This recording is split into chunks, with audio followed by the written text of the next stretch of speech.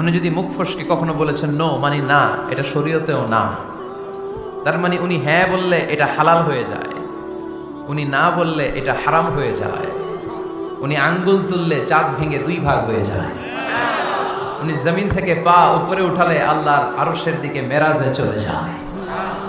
উনি এমন নবী, উনারে বাদ দিলে ইসলাম থাকে না, থাকে? উনি এমন রাসূল, উনারে বাদ দিলে কোরআন বোঝা যায় না, কারণ কোরআন ওনার উপর নাজিল করেছে কে? আল্লাহ। উনি এমন হাবিব, যাকে বাদ দিলে হাদিস বোঝা যায় না, কারণ এই হাদিস হচ্ছে এই প্রিয় নবীর মুখনিসৃত বাণী, ঠিক কি না? উনি এমন রাসূল, যাকে বাদ দিলে সালাত বোঝা যায় না, কারণ সালাত কেমন করে পড়তে হয়, আদায় করতে হয় বিশ্বনবী হাতে কলমে শিক্ষা দিয়েছেন, ঠিক কি না? এক সাহাবী সালাত পড়ছিলেন, সালাত পড়ে আল্লাহর হাবিব সাল্লাল্লাহু আলাইহি ওয়াসাল্লামের কাছে আসলেন। আল্লাহ রাসূল বললেন, সাল্লি ফা ইন্নাকা লাম তুসাল্লি, রিপিট ইউর সালাহ because you didn't offer your সালাহ ইন এ কারেক্ট ওয়ে। আবার নামাজ পড়া হয় নাই।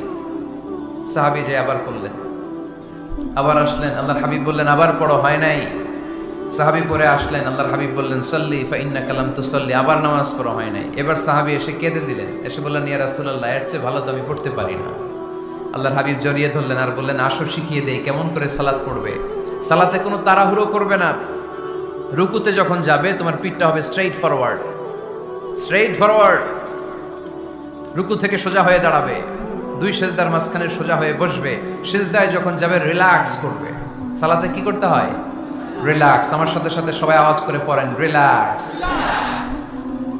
সালাতে রিল্যাক্স করবেন আপনি, তাড়াহুড়ো করতে পারবেন না। আল্লাহর হাবিব সাল্লাল্লাহু আলাইহি ওয়াসাল্লাম শিখালেন কিভাবে সালাত পড়তে হয়। তার মানে এই নবীরে বাদ দিলে সালাত বোঝা যায় না, এই নবীকে বাদ দিলে সিয়াম বোঝা যায় না। সিয়াম কেমন করে পালন করতে হয় এই নবী শিখিয়েছেন।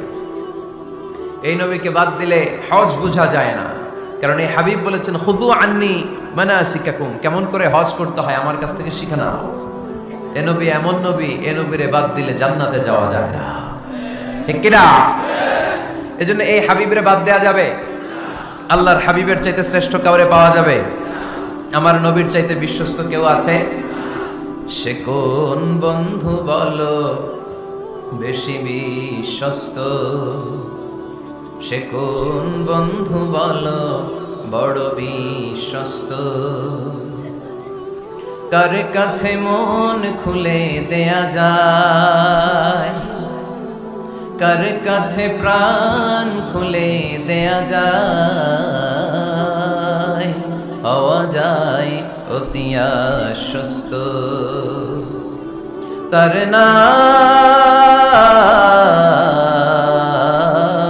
আহমদ, বড় বিশ্বস্ত। সুবহানাল্লাহ। ওনার চাইতে বিশ্বস্ত গোটা দুনিয়ায় দ্বিতীয় কাউকে খুঁজে পাওয়া যাবে?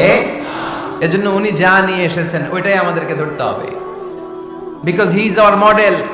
তিনি আমাদের সেলিব্রিটি, তিনি আমাদের মডেল। তিনি যেমন যেমন করেছেন তেমন তেমন করলে লাভ না লস? আওয়াজ করে বলতে হবে, লাভ না লস? এজন্য আল্লাহর হাবিব সাল্লাল্লাহু আলাইহি ওয়াসাল্লামের আদর্শই আমাদের আদর্শ, ঠিক কি না? ওমা আতাকুমুর রাসূলু ফাখুযুহু ওমা নাহাকুম আনহু ফান্তাহু। Whatever he brings with, take it. Whatever he forbids, abstain from it. তিনি যা নিয়ে এসেছেন ধরো, তিনি যা নিষেধ করেছেন ছাড়ো। পারা যাবে? আমি প্রশ্ন করি, উত্তর দেন। তিনি যা নিয়ে এসেছেন ধরো। আওয়াজ করে বলবেন, তিনি যা নিয়ে এসেছেন, তিনি যা নিষেধ করেছেন, এতেই কল্যাণ।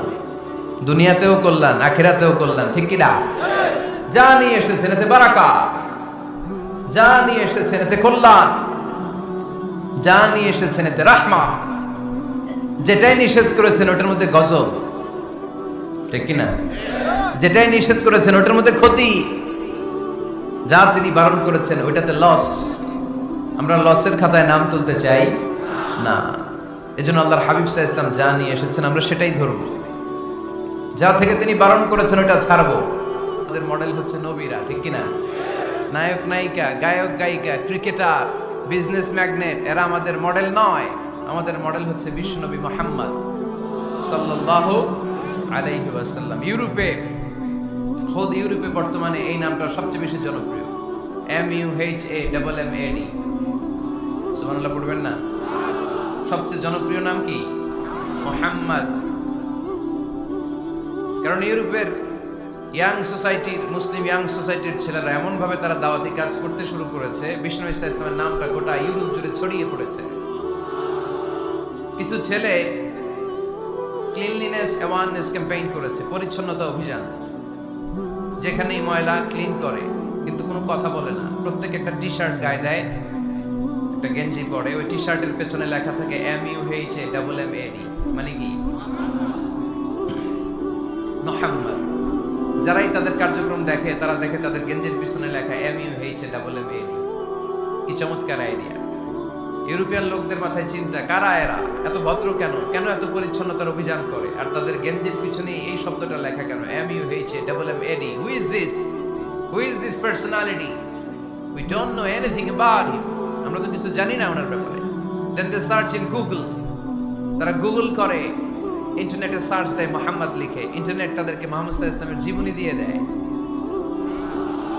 তারা মনের অজান্তেই বিশ্বনবীর জীবনী জেনে বিশ্বনবীর আশেক হয়ে যায়, বিশ্বনবীর প্রেমে পাগল হয়ে যায়। যাদের নসিব ভালো, অনেকে কালিমা পড়ে মুসলমান হয়ে যায়। এজন্য বিশ্বনবী সাল্লাল্লাহু আলাইহি ওয়াসাল্লাম তিনি হচ্ছেন আমাদের মডেল, ঠিক কিনা? তিনি যা এনেছেন সেটা আমরা ধরব, তিনি যা নিষেধ করেছেন সেটা আমরা ছাড়ব। আমরা যদি আল্লাহর ভালোবাসা পেতে চাই, বিশ্বনবী সাল্লাল্লাহু আলাইহি ওয়াসাল্লামের আনুগত্যের দরকার আছে না নাই? এজন্য আল্লাহ বললেন, কুল ইন কুনতুম তুহিব্বুনাল্লাহা ফাত্তাবিউনি ইউহিব্বুকুমুল্লাহ ওয়া ইয়াগফির লাকুম যুনুবাকুম ওয়াল্লাহু গফুরুর রহিম। আল্লাহকে যে পাইতে চায়, হযরত কে ভালোবেসে, আরশ কুরসি লৌহ কালাম না চাইতে পেয়েছে সে। রসুল নামের রশি ধরে যেতে হবে আল্লাহর ঘরে।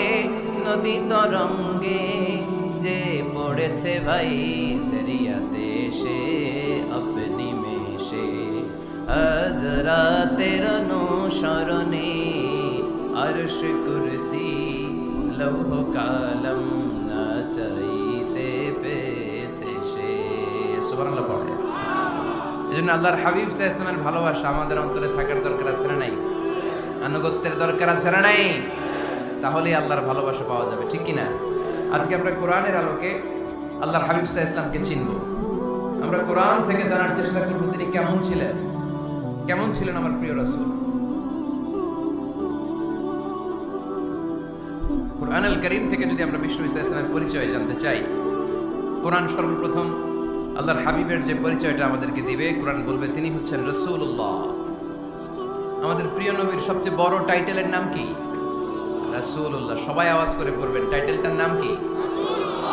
পৃথিবীতে এর চেয়ে বড় টাইটেল আছে?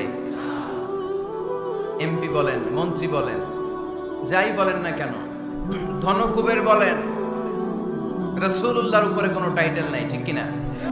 কেউ চাইলেই রাসূলুল্লাহ হতে পারে না, হতে পারে? আমরা সবাই মিলে যদি একজনের ভোট দেই, উনি তো রাসূল হয়ে যাবে, তাই না? হবে না? ভোট দিয়ে রাসূল বানানো যায় না?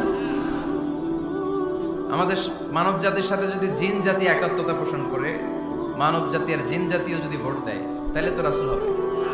ফেরেশতারা যদি বলে আমরাও আছি সাথে, তাইলেও রাসূল বানানো যাবে না। তার মানে রাসূল ইলেকশনে হয় না, রাসূল হয় সিলেকশনে। আর সিলেক্ট করেন কে? আল্লাহু ইয়ালামু হাইসু আ'লামু হাইসু ইয়াজআলু রিসালাতা। আল্লাহই ভালো জানেন তিনি কাকে রাসূল বানাবেন। এজন্য চাইলেই রাসূল হওয়া যায় না, ভোট দিয়ে রাসূল বানানো যায় না। রাসূল সিলেক্ট করেন একজন, চিল্লায় বলেন তিনি কে? এজন্য কালামুল্লাহ মাজিদে বিশ্বনবীর সর্বপ্রথম যে পরিচয়টা পাওয়া যায়, কোরআন আমাদের সামনে